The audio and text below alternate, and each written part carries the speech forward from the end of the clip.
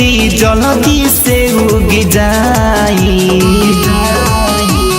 अरघ के बेरी करी न देरी जल्दी से उग जाई।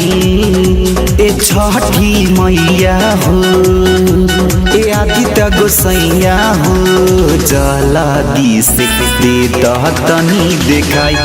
छठी मैया हो, तीन दिन से भूखल पिया हमर माई,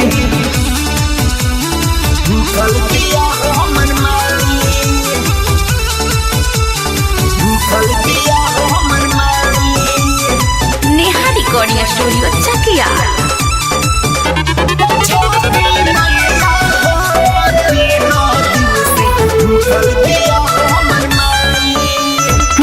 दिन नहा खाए रहे मैया ओही दिनवा से बड़ी भूखल हो, हमनी गरीब से काहे मैया बानी रहुआ रुसल हो।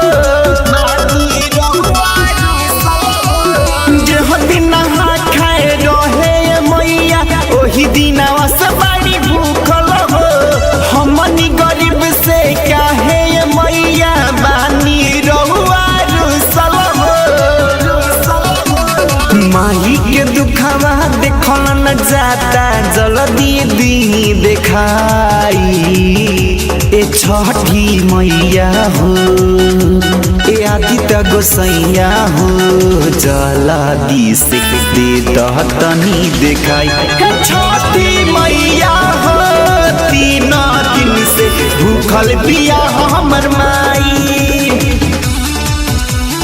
भूखल पिया हमर माई,